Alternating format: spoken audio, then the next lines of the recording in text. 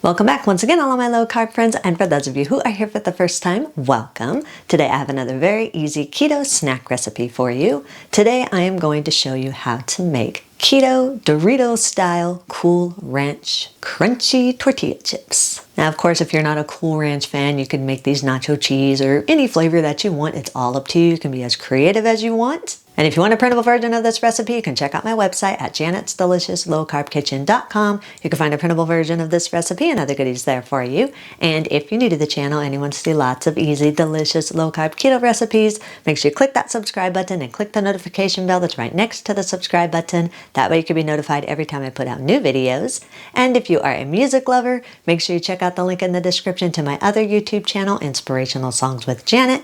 I've posted another new song there, so make sure you check that out and subscribe to that channel also. And if you would like to help support this channel, make sure you scroll down in the description of the video. You'll see some affiliate links.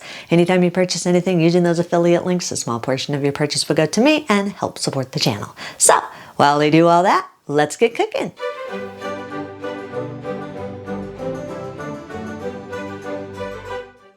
In a large mixing bowl, combine 56 grams or around a half cup of flaxseed meal. I prefer the golden flaxseed meal. If you use dark flaxseed meal, you're going to have darker chips. Add 1 tablespoon of dry ranch seasoning, or if you're wanting to make cheesy Doritos style chips, you can substitute out the ranch seasoning for cheese powder. If you don't want to buy pre-made ranch seasoning, I'll leave a link in the description to my keto ranch, and you can just use the dry ingredients part of that recipe for your ranch seasoning. Add a half teaspoon of garlic powder, a half teaspoon of paprika, a half teaspoon of onion powder, and a 1/4 teaspoon of salt. Whisk everything together until it's fully combined and there are no lumps.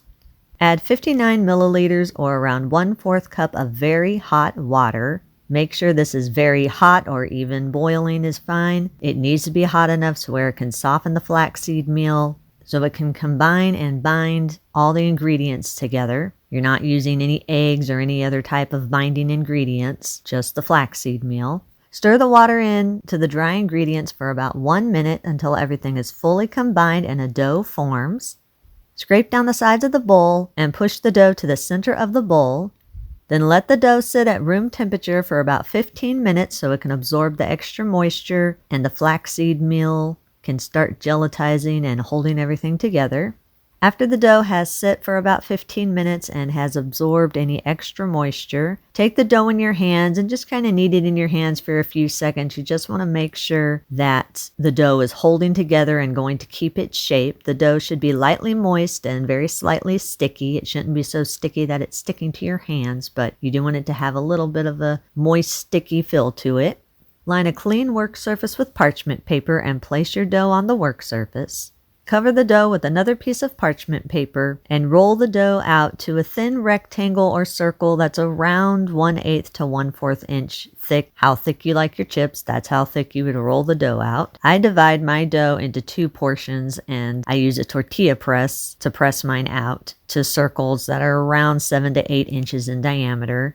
Carefully remove the top piece of parchment paper from your dough. Once the dough is all rolled out, then cut your dough into your desired size triangles. I usually cut my 2 circles into 8 triangles, and then I trim down the triangles as needed. And the extra dough that I've trimmed off, I roll together and press it out to another circle and cut another 8 triangles. So usually I have a total of about 24 chips when I'm done. But it's all up to you as to what size and shape you want your tortillas. They don't all have to be the exact same size. You want them close to the same size. The main thing is making sure that they are the same thickness, because if one is thicker than the other, then they're not going to cook evenly. You'll have one that gets done before the other. So the biggest thing is making sure they are the same thickness all the way around. If you have a little bit of trouble loosening the dough from the parchment paper, because like I said, the dough is a little bit sticky, I usually, after I've rolled my dough out to circles, I kind of flip the dough over and lightly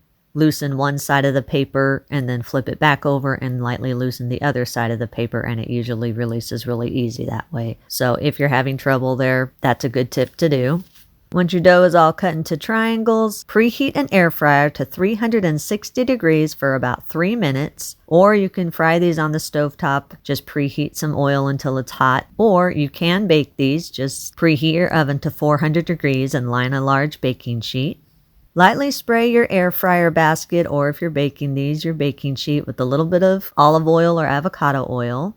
Place the chips in a single layer in your air fryer basket or on your baking sheet, whichever one you're doing. Make sure that you leave a little bit of space in between each one of the chips so that you can get an even cook all the way around. If you have a smaller air fryer like I do, you might have to do 2 batches. You don't want to overcrowd your chips.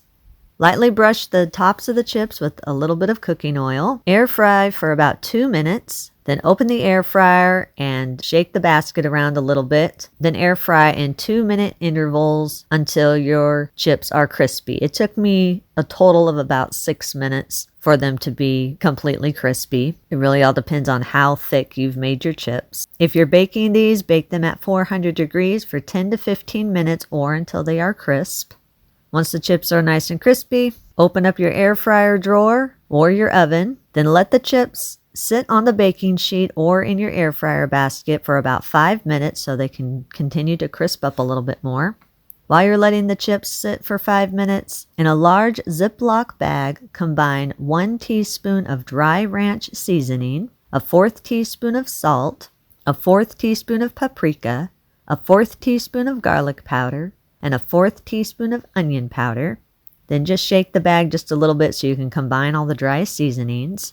After the chips have sat for about 5 minutes, then take roughly about 8 to 10 chips and put them into your Ziploc bag. Seal up the bag and turn the bag a few times to coat the chips. Then add 8 to 10 more chips. And again, seal the bag and turn it to coat it. Then add your remaining chips. And again, seal the bag and turn it to coat the chips with the dry seasonings. You can change or adjust the seasonings in the dough and the outer coating seasonings according to your personal taste. It all depends on what flavor you're wanting your chips.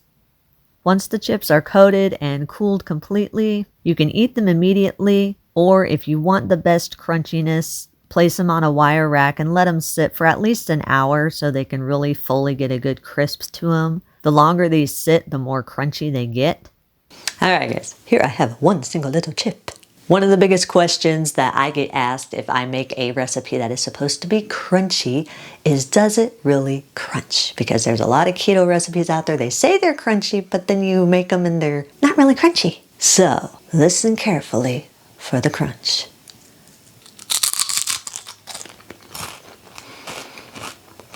Mmm. Crunchy and delicious. Once they are fully crisp, if you do have any leftovers, store them in an airtight container at room temperature for up to 5 days. Eat and enjoy. And that's our recipe of the day. I hope you enjoyed it. If you did and you want to see more videos like this, make sure you click that thumbs up like button, click that subscribe button, leave me a comment if you want to. Let me know if there's any recipes that you'd like to learn how to make, and I'll do what I can to get those out there for you. And as always, keep cooking.